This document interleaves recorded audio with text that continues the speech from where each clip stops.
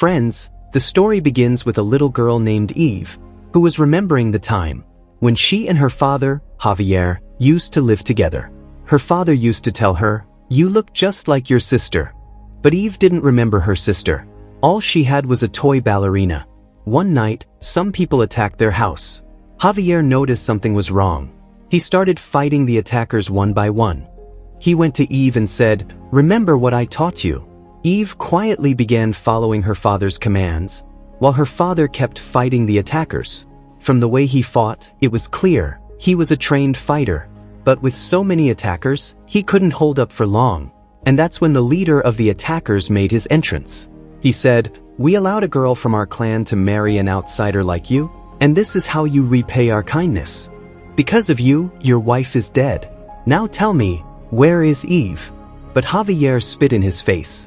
Eve was silently watching everything. And then this man gave Javier a choice. He loaded one bullet into a gun and said, "If you shoot yourself, your daughter will live. But if you kill me, both you and your daughter will die." Javier decided to take his own life. But just then Eve screamed. Seeing that, Javier started fighting back. He didn't want these people to get their hands on Eve. Eve also came out and fired a shot at one of the attackers to help her father. She and Javier both ran outside. Javier activated a bomb. But while running, a bullet hit Javier too. The bomb killed all the attackers except their leader. And because of that bullet, Javier couldn't survive either. After that, the story shifts to the present. A man named Winston Scott comes to meet Eve. He says, "I knew your father. He wanted a free life for you, one that he could never live himself. But now that he's gone, things have changed." Winston Scott says, "I can take you to your father's family. They'll take care of you, and maybe someday they'll become your family too." Winston Scott takes Eve to an organization called Ruska Roma, where the director asks her, "Do you know how to dance?" They made Eve a part of their theater. After that, Winston gives her a gold coin and leaves. That's when a woman named Nogi tells Eve, "Your father was also part of Ruska Roma." Then the scene jumps 12 years ahead. Eve is now practicing as a ballerina. She has a tattoo on her back, just like her father's. While practicing, Eve keeps falling again and again. The director says, "Put some medicine on your leg, otherwise it'll have to be cut off." Eve also has a friend here named Tatiana. All the people here train in every type of fighting along with ballet, like boxing, shooting, everything. They are being turned into assassins. But Eve always lost to the boys. Nogi told her, "You'll always be weaker than the boys, always smaller, but you can't give up. He's beating you, because you're letting him decide how the fight goes." Nogi told Eve, "Change the game. Fight like a lioness." Eve started improving. She began defeating the boys. But then one day, she noticed that her friend Tatiana wasn't there.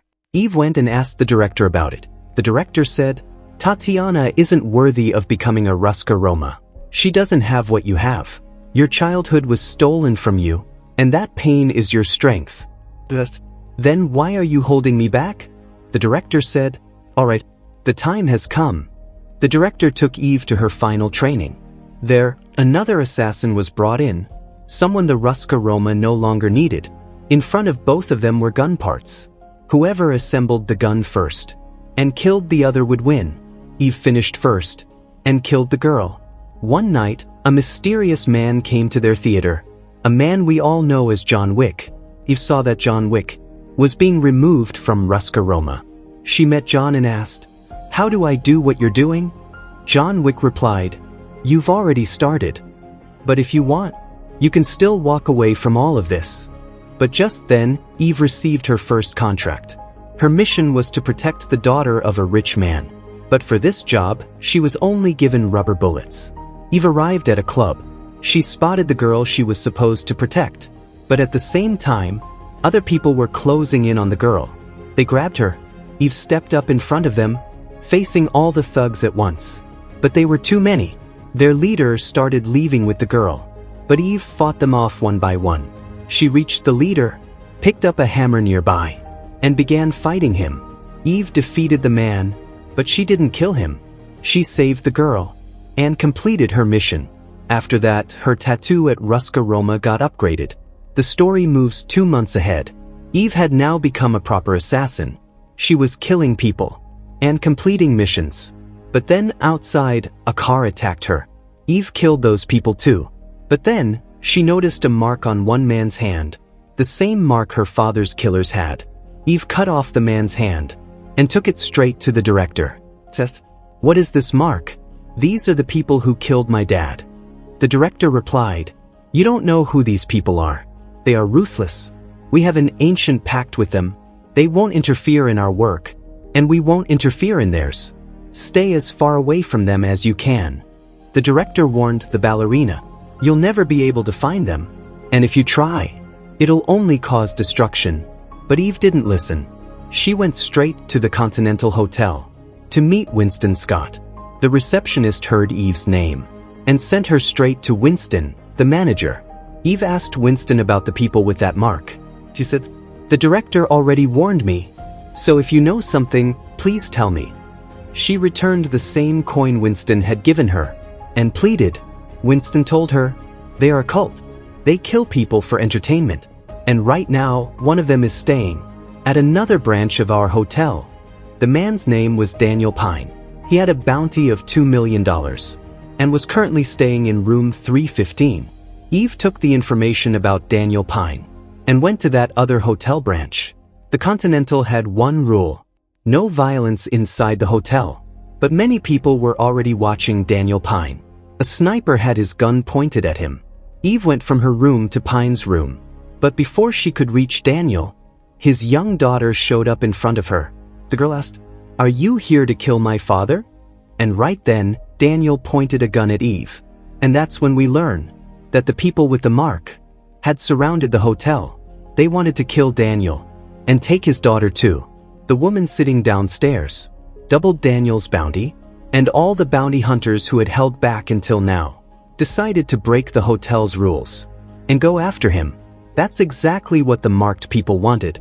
They wanted someone to break the rule, so they could use that as an excuse to kill Daniel. And then, some bounty hunters attacked. Eve and Daniel fought them together. Daniel took the chance and escaped. Now the same thing was happening to Daniel and his daughter that once happened to Eve and her father. Daniel asked Eve for help. He said, help me get my daughter out of here. Eve agreed. She took the girl and started to escape. Meanwhile, Daniel was fighting the attackers. But a bounty hunter killed Daniel right in front of Eve, and Eve was knocked unconscious. After that, this girl Lena called her boss, the Chancellor, and informed him that there was another girl with Daniel Pine and his daughter. Meanwhile, Eve and the rest of the bounty hunters were caught by hotel security. Eve said, I didn't break any rules. These people attacked first. So, the hotel security let Eve go but killed the other two. They told her to check out of the hotel immediately. After that, Eve went to a weapon dealer. She bought several different weapons from there. But while she was checking out the guns, they were suddenly ambushed. The weapon dealer, Frank, and Eve both tried to escape. Eve grabbed a few grenades from the storeroom and threw them at the attackers. She took one of the attackers down in hand-to-hand combat. Whatever she could find around her, Eve used it as a weapon to fight. That's when the dealer Frank noticed. These were the same marked people. Realizing this, Frank gave Eve a location and said, I'm not sure, but they might be there. Eve took Frank's car and reached a mountainous area. But as soon as she entered, she was already being watched. She got a call from the director. I told you not to go there. Because of your selfish reasons, you're putting our entire family in danger. Come back immediately. But Eve didn't listen. She saw some ballerina toys that reminded her of her childhood. Suddenly, a man came and attacked her. Eve fought him and broke his arm. Then she shot and killed him. But the entire area was filled with members of that cult. Even the chef tried to fight her. Eve locked the chef inside the refrigerator. Soon, more people came from outside to kill Eve. She fought them all. And eventually, the chef managed to get out. Eve killed her too. Then a man named I reported Eve's actions to the Chancellor. The Chancellor ordered him to activate the protocols. Alarms started blaring throughout the area. Children were ordered to go inside their homes, and all the adults came out to hunt down Eve. That meant every single person in this town was now after Eve, and they were all trained assassins. They outnumbered her and eventually captured her. That's when Lena noticed the Ruska Roma tattoo on Eve's back. And then it's revealed that the little girl Ella is actually the Chancellor's granddaughter. Daniel was his son, who had been trying to keep Ella hidden from the Chancellor. But then Lena enters and tells the Chancellor about Eve, revealing that she is a Ruska Roma. So the Chancellor goes to Eve and says, "There was a pact between Ruska Roma and us, that we would never interfere in each other's business." Eve replied, "I'm not here on behalf of Ruska Roma. You people took my father's life.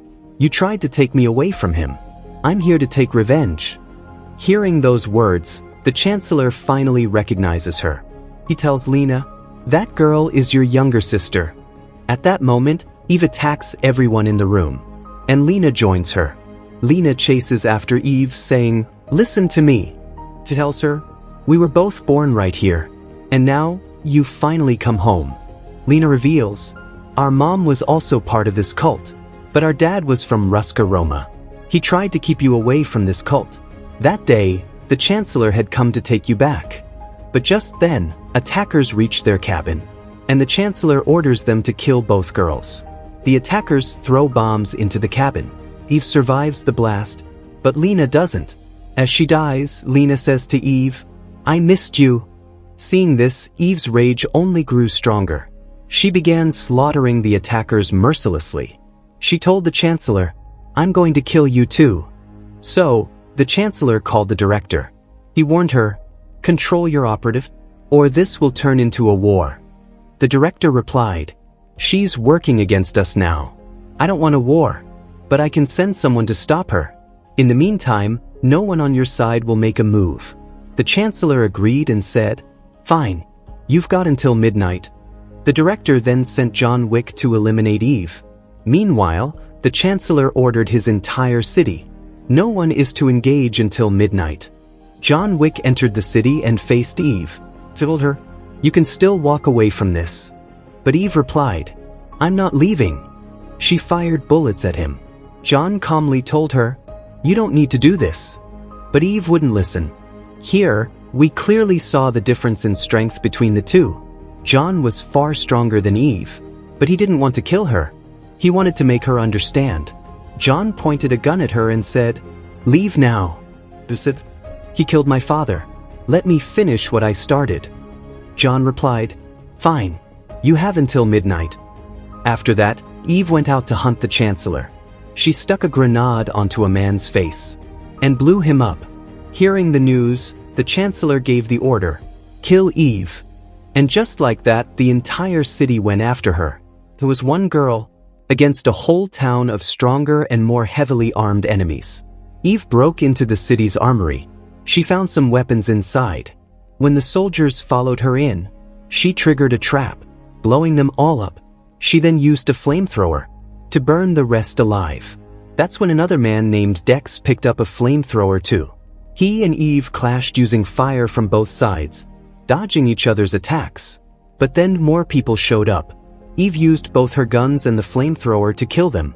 Just then, Dex launched a surprise attack. Their flamethrowers set the entire area on fire. They moved into hand-to-hand combat. Dex was overpowering Eve. She had to run. Eve escaped the armory. Outside, there were more people on the streets. She burned them too. At the same time, the Chancellor's men advised him to leave the city. The Chancellor said, "In 200 years, not a single leader of ours has left this place." But the situation had gotten completely out of control. The Chancellor took his granddaughter and escaped. Meanwhile, Eve's flamethrower ran out of fuel. Dex arrived with his. He attacked Eve, but by luck, Eve found a water pipe connected to a fire extinguisher. Eve sprayed water, while Dex attacked with fire. The blast of steam from their clash knocked both of them down. Dex pointed his flamethrower at Eve, but just then, John Wick shot and killed Dex from above. There were only 4 minutes left until midnight.